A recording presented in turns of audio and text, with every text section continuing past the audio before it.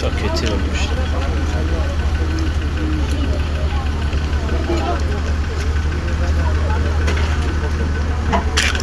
Yaşıyor adam ha. Abi ölmüş. Yo müdahale edin abi. Kapatacaklar seni.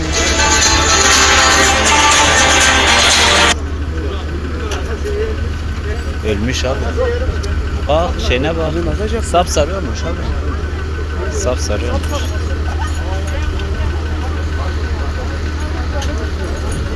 Araba aşağı atılmış ya.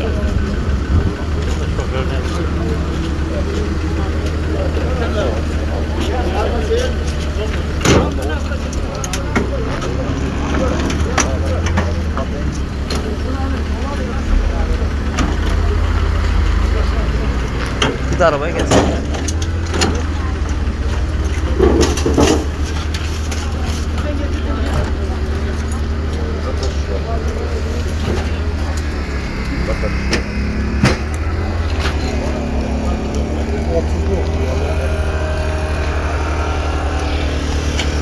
Ölüm var mı?